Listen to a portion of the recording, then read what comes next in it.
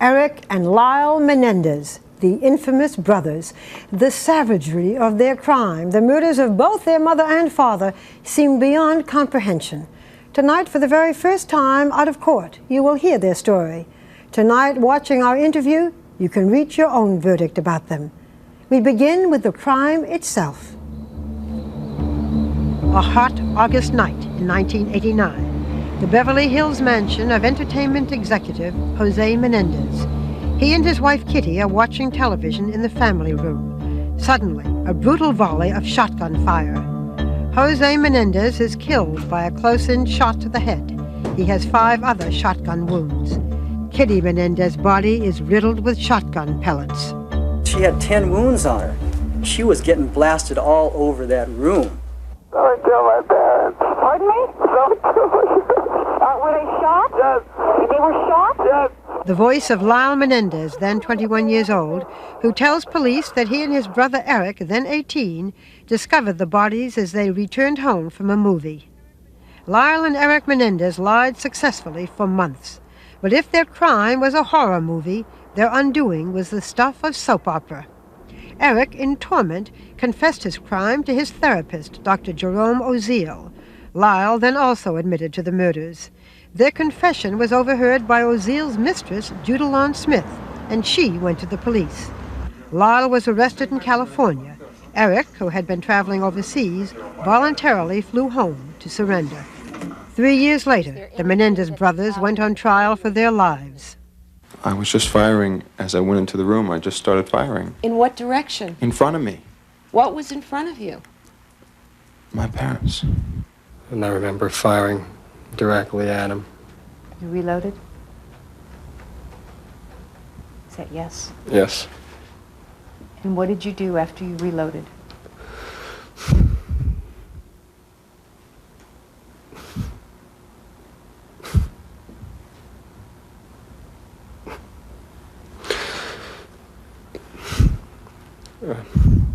I ran around and shot my mom. This is the woman who gave birth to them. This is what they did to their mother. The jury heard tapes of the brothers' confession to Dr. Oziel. When their turn came, Eric and Lyle Menendez told a rapt courtroom that the murder of their parents was an act of self-defense. They said they were in fear of their lives from a controlling father who had been sexually abusing them.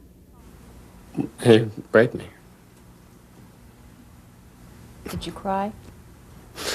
Yes. Did you bleed? Yes. Were you scared? Very. Lyle said his abuse stopped when he was 8, but that he didn't know until just before the murders that Eric was being molested too. What do you believe was the originating cause of you and your brother ultimately winding up shooting your parents? Me telling. You telling what? Me telling Lyle that, You telling Lyle what? Was it you telling Lyle about something that was happening? My dad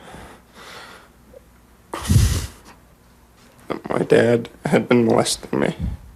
The brothers' testimony was compelling and effective.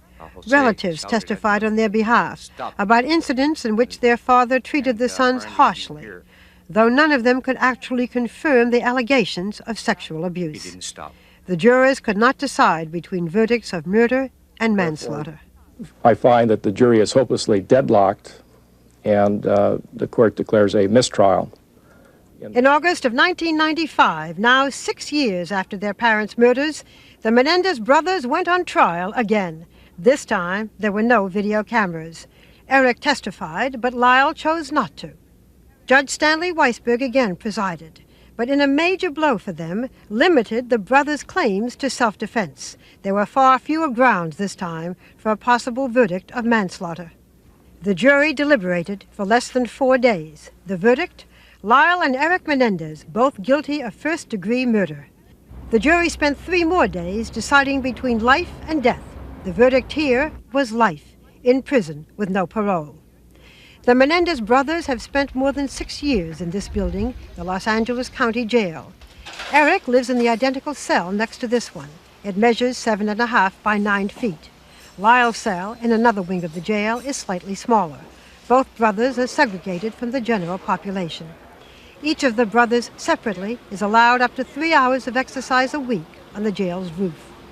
Eric and Lyle Menendez will be moved to state prison, perhaps even to separate prisons, this summer.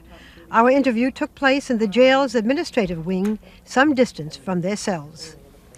You may find Eric and Lyle Menendez to be cunning and manipulative, as their second jury seems to have, pronouncing them guilty of first-degree murder. Or, like many of the jurors at their first trial, you may decide that they are credible and that their story strikes a sympathetic chord. That is perhaps for you to determine. My job was to ask the questions, beginning with this one. What went through your minds when you heard that verdict? First-degree murder, guilty. That I was going to spend the rest of my life in prison without any possibility of ever getting released. And you're devastated. I was devastated. Could have been death. Did you think that? I was terrified that they would give either one of us death, and it's scary. It's important to you to stay together when you get moved to the state prison? Very important. That is what's gotten us through these 6 years and through our life. The family that Eric and I grew up in, we had to be there for each other throughout, and it really created a bond that gets us through very rough periods. Some people might say, why should we put them together? I mean, look what they did. They should be punished as much as possible. Let's separate them. What do you say to that? You know people will say that, some. There's nothing to say to that. What we did, it was awful, and I wish I could go back. We will spend the rest of our life in prison. But if we're not put in the same prison, there's a good probability I will never see him again. And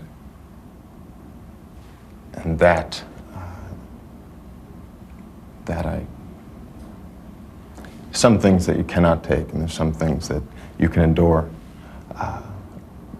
With everything taken away, it would be the last, it's the last thing you can take. Do you think the media has portrayed you fairly? Can you tell? I don't know if anyone can be portrayed fairly in the media, who they are. Well, let me say it.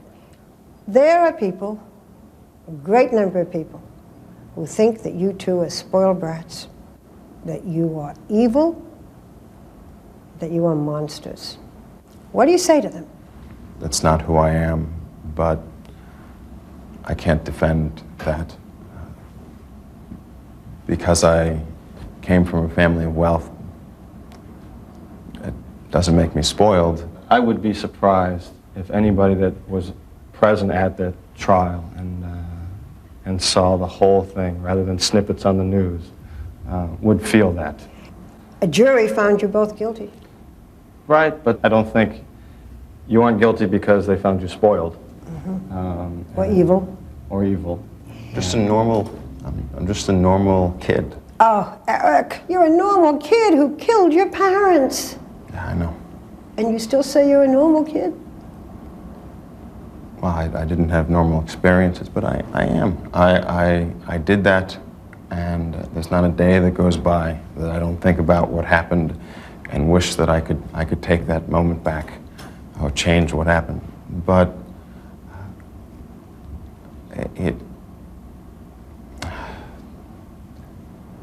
it's hard to live with that. Do you feel remorse? Tremendous remorse. And I think...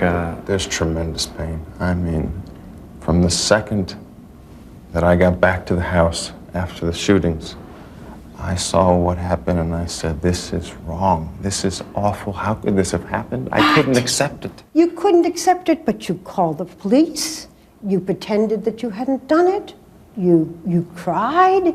You went off on a spending spree? I mean, we all read about it. You bought Rolexes, you bought cars, you didn't say, oh my God, what have I done, and turn yourself in. Well, that's not really what happened. Well, I've sort of stuck it all together, but... Yeah, you did a good job at it. We got back to the house, the police were there, and it was a matter of telling him you did it, or just saying, I don't know who did it. And that's what we did. And if I could go back, perhaps I'd say I did it. And part of that started from the fact that we waited afterwards, and the police did not come. And in that time that we waited and waited, you know, we did make a bad decision to not have to... We expected the police to be there. I mean... You expected the police to come there and arrest you? 12 shots in the middle of Beverly Hills on a Sunday night, and no one calls the police. We're waiting at the house. No one shows up. And I still can't believe it. So you called the police, but at that point you had already decided... We had decided not to... You weren't going to say anything. We were very stunned, and we felt that we would go to jail, obviously, and it was a selfish reason to just not want to have to go through that. What about spending the money? You know, cars, watches, invested in businesses, the good life. Well, it was the same life before or afterwards. With more money? With more money, but I didn't know what to do with the money. It got to a point where I have all this money and so much pain, I don't know what to do with it, and eventually... I don't know, you're losing me. I would think that you would be in such grief that you wouldn't be able to buy Rolexes and invest in businesses. Explain to me, let me understand. I'm the public. I don't think that it's understandable. I mean, people react to some traumatic event like that in different ways. You went to your psychologist, Dr. Oziel, and told him that you had committed this crime.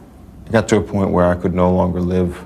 I felt that I was the worst person on earth, and it got to a point where I couldn't live with myself anymore, and I needed help. And so I went to him, and that is what the catalyst was for me getting arrested in Lyle. You've had a lot of therapy. 6 years of intense therapy. How are you different than the man who came in here? I'm 6 years older. I'm a lot more mature. I came in here as an 18-year-old kid who didn't know anything about life. What did you learn about yourself?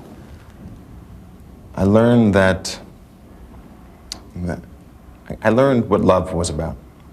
I learned what love was about because of my grandmother, because of all my relatives who didn't say, I can't believe you did this. Instead, they said, Eric, I know who you are. You're not this type of person. You're not the type of person who could do this for no reason.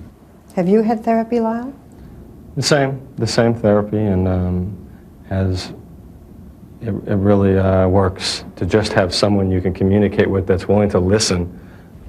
All our lives, it was just sort of fending off things. It almost sounds like prison was a good thing for you. It was.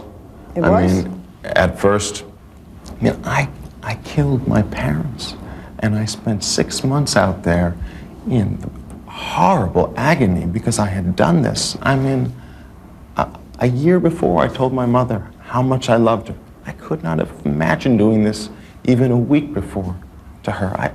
I adored her. And then suddenly you're arrested, and everyone can know you did it, and you can finally tell people, and it's a relief. Lyle, you're looking at your brother like you almost never heard this before. Tell me how you felt. You know, for me, emotionally being in prison conditions was really not, emotionally was not a shocking difference from the life we had lived, because we lived really a very stressful, fearful life. And to me, it was kind of like I felt I should be punished.